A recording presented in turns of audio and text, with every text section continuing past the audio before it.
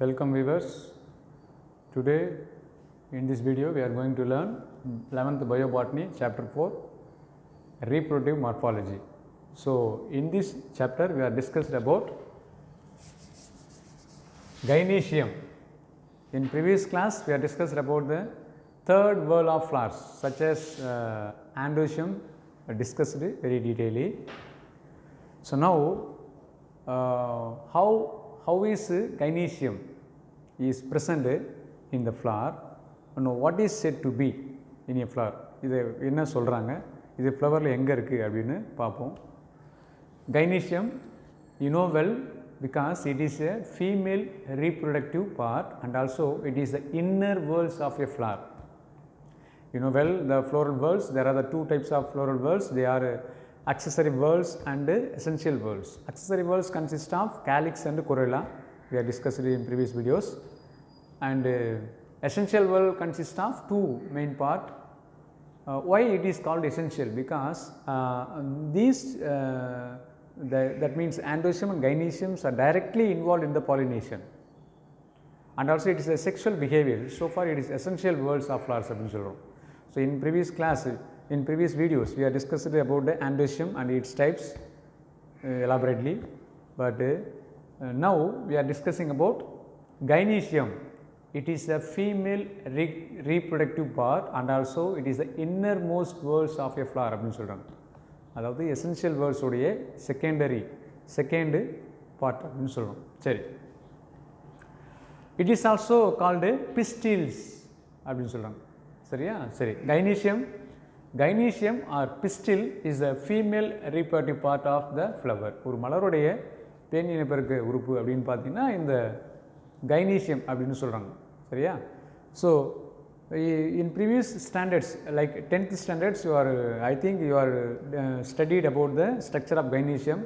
Once again I remind you about the structure of Gynoecium here. So this is a structure of Gynoecium. Each and every Gynoecium consists of three parts.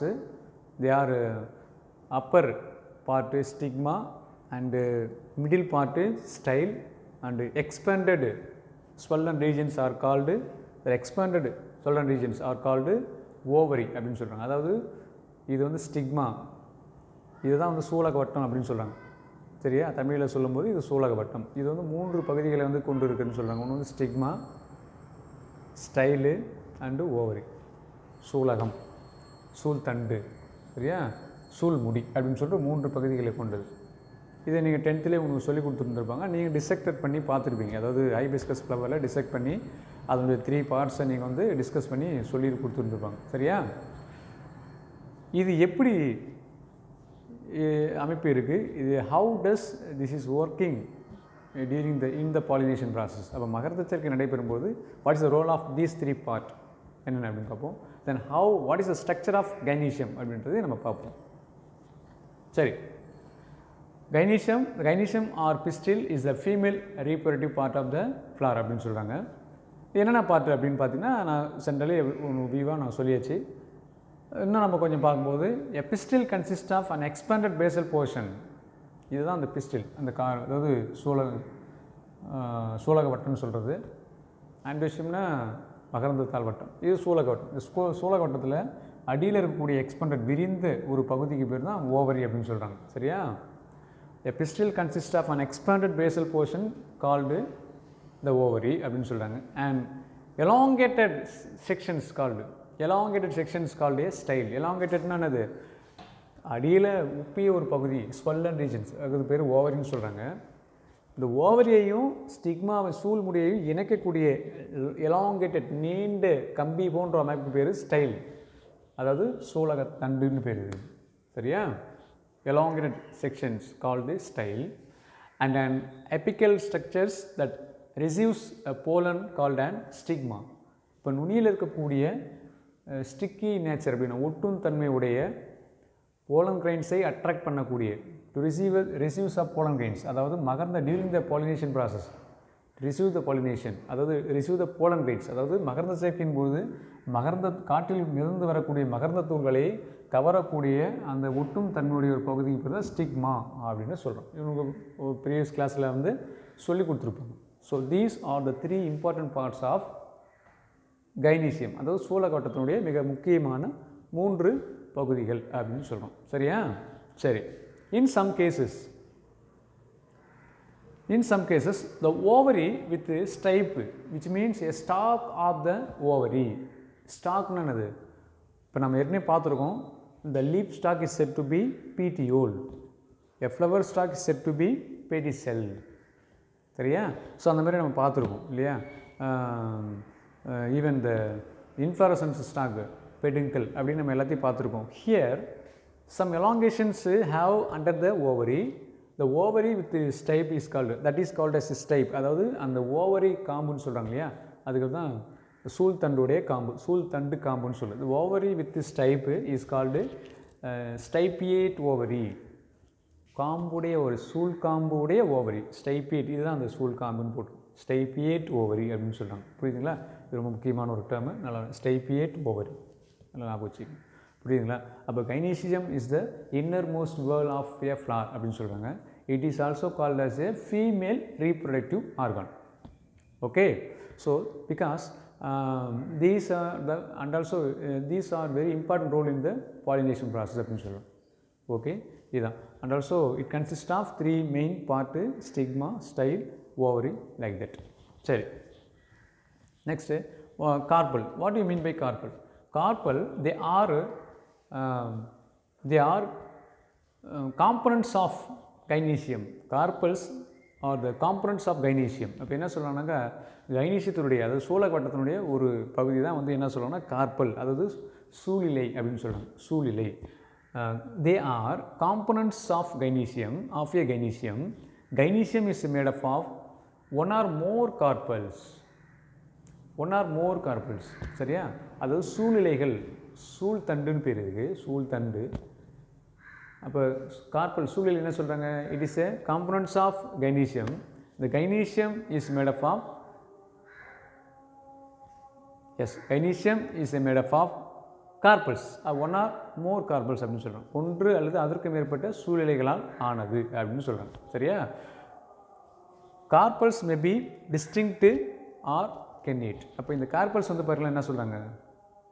Carpals வந்து பார்த்தீங்கன்னா ஒன்று தனித்து வேறுபட்டு இருக்கலாம் அல்லது ஒன்றாக இணைந்து இருக்கலாம் அப்படின்னு சொல்கிறாங்க. சரியா? சரி. So based on the presence of carpels, the ovary is divided into several types. We will discuss about one by one. Okay, once again remind you, carpel, they are components of a gynoecium. Okay, they are the components of a gynoecium. The gynoecium is made up of one or more carpels அப்படின்னு சொல்கிறோம். இப்போ gynoecium எதால் ஆனது? ஒன்று அல்லது ஒன்றுக்கு மேற்பட்ட சூழ்நிலைகளால் ஆனது அப்படின்னு சொல்கிறாங்க. அதனுடைய நேச்சர் என்னது? இந்த கார்பல்ஸ் மே பி டிஸ்டிங்க்ட், ஒன்று வேறுபட்டு தனித்து இருக்கலாம் அல்லது இணைந்து இருக்கலாம் அப்படின்னு சொல்கிறாங்க. புரியுதுங்களா? So based on the presence of carpels. இப்போ ஒரு கைனீசியத்தில் எத்தனை கார்பல்ஸ் இருக்குது அதை பொறுத்து அதை வந்து சில வகைப்படுத்துகிறாங்க. ஸோ அது என்னென்ன அப்படின்னு சொல்லிட்டு நம்ம பார்க்கலாம். முதல்ல நம்பர் ஆஃப் கார்பல்ஸ். அப்போ எத்தனை கார்பல்ஸ் இருக்குது, எத்தனை சூழ்நிலைகள் வந்து சூலகவட்டத்தில் இருக்குது அப்படின்னு சொல்கிறாங்க. சரி, முதல்ல unicarpellary or monocarpellary. Uni means single, mono means single. இப்போ நம்ம ஒற்றை அப்படின்னு அர்த்தம். டெக்னிக்கல் டேர்ம்ஸு யூனினா ஒற்றை அப்படின்னு அர்த்தம், மோனோனாலும் ஒற்றை அப்படின்னு சொல்லலாம். இப்போ மோனோகார்புலரி அப்படின்னு ஒரு டேர்ம் சொல்கிறாங்க. செகண்ட் வந்து பார்த்திங்கன்னா பைகார்புலரி, 2 சூலக இலைகள் அப்படின்னு சொல்கிறது. ட்ரைகார்புலரி, 3 சூலக இலைகள் அப்படின்னு சொல்கிறாங்க. டெட்ராகார்புலரி, டெட்ரா மீன்ஸ் 4, 4 சூலக இலைகள் அப்படின்னு சொல்கிறாங்க. அண்ட் மல்டிகார்புலரினா அதாவது மெனி கார்பல்ஸ், பல சூழ்நிலைகள் அப்படின்னு சொல்கிறாங்க. சரியா? ஸோ அது ஒன்றுக்கு என்ன, ஒன்றுக்கு உள்ள எக்ஸாம்பிள்ஸ் என்ன அப்படின்னு பார்ப்போம். சரி, யூனிகார்புலரி அதாவது மோனோகார்புலரி அப்படின்னு சொல்கிறாங்க. Unicarpellary or monocarpellary. So in this case these type of carpels have single carpel, அதாவது ஒரே ஒரு சூழ்நிலை பெற்றிருந்தால், அது வந்து யூனிகார்புலரி ஆர் மோனோகார்புலரி அப்படின்னு சொல்கிறாங்க. எக்ஸாம்பிள் ஃபேபேசியே குடும்பத்தை பார்த்தீங்கன்னா உங்களுக்கு தெரியும், அந்த ஒரே ஒரு பாட் இருக்கும். பட் மெனி ஓவியல்ஸ் இருக்கும், அதில் நிறைய சூலகங்கள் இருக்கும். ஒரு சூலகவட்டத்தில் ஒரே ஒரு சூழறைகள் தான் இருக்கும் அப்படின்னு சொல்கிறாங்க. சரியா? அடுத்தது பைகார்புலரி. பை மீன்ஸ் 2, 2 சூலக கார்பல் சூழ்நிலைகளை உடைய 2 சூழ்நிலைகள். அது எக்ஸாம்பிள் ரூபியேசியில் வந்து பார்த்தீங்கன்னா 2 சூலக இலைகள் தான் இருக்குன்னு சொல்கிறாங்க. அடுத்தது ட்ரைகார்புலரி, 3 கார்பல்ஸ், 3 கார்பல்ஸ். எக்ஸாம்பிள் குக்கர்பிட்டேசி. குக்கும்பரை எடுத்து நீங்கள் பார்த்தீங்கன்னா கட் பண்ணி பார்த்தீங்கன்னா அது 3 சூழ்நிலைகள் வந்து அதில் இருக்கும் அப்படின்னு சொல்கிறாங்க. டெட்ராகார்பலரி 4 கார்பல்ஸ், அதாவது 4 கார்பல்ஸ் வந்து அதில் இருக்கும் அப்படின்னு சொல்கிறாங்க. அதான் வந்து tetracarpellary 4 carpels are present. Example Lamiaceae. And last one is multicarpellary. மல்டினா மெனி கார்பல்ஸ் ஆர் பிரசன்ட். மெனினானது பல சூழ்நிலைகள் வந்து அதில் இருக்குன்னு சொல்கிறாங்க. எக்ஸாம்பிள் நிம்ஃபேசியே.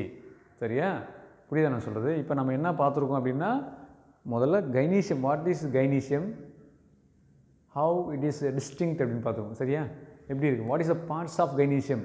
முதல்ல what is gynoecium, what is the parts of gynoecium, and also discussed carpels, what is carpels and number of carpels are in gynoecium அப்படின்னு, எத்தனை கார்பல்ஸ் இருக்குது அப்படின்னு ஆர் ஜென்ரலி இன் ஃப்ளவர்ஸில் பார்த்துருக்கோம். சரியா, சரி, அடுத்தது பார்ப்போம். நெக்ஸ்ட்டு அப்போ கார்பல்ஸ், மேஜர் டிஃப்ரென்ஸ். இது வந்து பார்த்திங்கன்னா ஒரு ஷார்ட் ஆன்சரில் கேட்கறதுக்கு சான்சஸ் இருக்குது. அதே போல் இது பைகார்பரியாக இருக்கட்டும், ட்ரைகார்பரி, அது நம்பர் ஆஃப் கார்பல்ஸ்.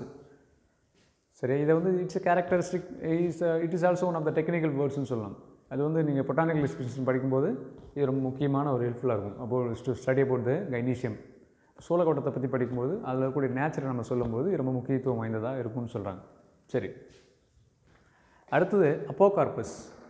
அப்போ மீன்ஸ் ஃப்ரீ அப்படின்னு அர்த்தம். இங்கே வந்து சின் கார்பஸ்னால் சின் மீன்ஸ் யுனைடெட் ஆர் ஃபியூஸ்டு அப்படின்னு சொல்லலாம். சரி, அப்போ corpus a pistil contains 2 or more distinct carpals அப்படின்னு சொல்கிறாங்க. அப்போ இதில் இந்த சோளகவட்டமானது ஒன்று அல்லது அதற்கு மேற்பட்டு இருக்கும் அப்படின்னு சொல்கிறாங்க. ஆனால் வேறுபட்டு, அதாவது தனித்து இருக்குன்னு சொல்கிறாங்க. சரியா, எக்ஸாம்பிள் தனித்த சூழ்நிலைகளை உடையது. எக்ஸாம்பிள் அன்னோனா அப்படின்னு சொல்கிறாங்க. இப்போ இதில் பார்த்தா உங்களுக்கு தெரியும், அப்போ corpus a pistil contains 2 or more distinct carpals. அப்போ இந்த சோளகவட்டமானது ஒன்று அல்லது ஒன்றுக்கு மேற்பட்ட, 2 அல்லது 2க்கு மேற்பட்ட டிஸ்டிங்க், அதாவது தனித்த சூழ்நிலைகளை வந்து கொண்டதுன்னு சொல்கிறாங்க. எக்ஸாம்பிள் அன்னோனா. இந்த டயக்ராம் உங்களுக்கு சொல்லி இருக்குன்றாங்க பார்த்தீங்களா, ஒன்று சூழ்நிலைகள். லாக்யூல்ஸ்னு சூலகாரை, சூலகம் அப்படின்னு சொல்லுவாங்க. சரியா, இதை எக்ஸாம்பிள் அதாவது அன்னோனா, அதாவது சீத்தாப்பழத்தில் இருக்குது. அடுத்தது நம்ம பார்க்கும்போது சின் கார்பஸ். இப்போ சின் கார்பஸ் அப்படின்னா இணைந்த சூழ்நிலைகள் அப்படின்னு சொல்கிறாங்க. ஸோ அதில் எ pistil contains 2 or more carpels which are kennate, which are இங்கே distinct அப்படின்னா தனித்தது, kennate-னா இணைந்தது. என்ன சொல்கிறாங்க, a pistil contains 2 or more carpels. இங்கே அதே தான், 2 or more carpels are distinct carpels. அங்கே வந்து இணைந்த carpels. Example citrus and tomato. சரியா, டொமேட்டோ கட் பண்ணும்போது நீங்கள் பார்த்துருக்கலாம். இப்போ இதில் வந்து சின் கார்பஸ் யூனிலாக்குலர், அதில் ஒரு 2 டிவிஷன் இருக்குது. சின் கார்பஸ் டெட்ராலாக்குலர் அப்படின்னு சொல்கிறது. யூனிலாக்குலர்னால் ஒரே ஒரு சூலகாரை, அதில் வந்து பார்த்தீங்கன்னாக்கா கார்பல்ஸ் 3, லாக்யூல்ஸ் 1, ஒரே ஒரு சூலகாரை, சூழ்கள் வந்து 3 இருக்கும் அப்படின்னு சொல்கிறாங்க. இதை பார்த்தா உங்களுக்கு தெரியும். அதே போல் இங்கே சின் கார்பஸ் டெட்ராலாக்குலர் அப்படின்னு பார்த்தீங்கன்னா கார்பல்ஸ் வந்து 4, லாக்யூல்ஸும் 4 தான். இப்போ பாருங்கள், டெட்ரானா 4 அப்படின்னு, இது ஒரு சூலகாரைகள், இது ஒரு சூலகாரை, இது ஒரு சூலகாரை, இது ஒரு சூலகாரை. இப்போ இதில் லாக்யூல், ஓவியல் வந்து இதில் இருக்குது பாருங்கள். இது ஒரு சூழ்நிலை, இது ஒரு சூழ்நிலை, இது ஒரு சூழ்நிலை, இது ஒரு சூழ்நிலை. இப்போ இதில் ஒன்று ஒரு ஓவியல் வந்து இருக்குது அப்படின்னு சொல்கிறோம். புரியுதுங்களா? இதுதான் வந்து என்ன சொல்லணும்னா அப்போ carpous and syncarpous condition அப்படின்னு சொல்கிறது. புரியுதா நம்ம சொல்கிறது? இப்போ நம்ம அதாவது கைனீசியத்தை பற்றி பார்த்துருக்கோம், அதனுடைய பார்ட்ஸை பார்த்துருக்கோம், and also discussed about the number of carpels என்னென்ன இருக்குதுன்னு பார்த்தோம். ஸோ அதுக்கப்புறம் இந்த கார்பல்ஸ், அதாவது அப்போ கார்பஸ், அதாவது இணைந்ததா அல்லது தனித்ததா அப்படின்னு சொல்லிட்டு நம்ம பார்த்துருக்கோம். அதாவது அப்போ கார்பஸ் பார்த்துருக்கோம், சின் கார்பஸ் பார்த்துருக்கோம் அப்படின்னு சொல்லிட்டு.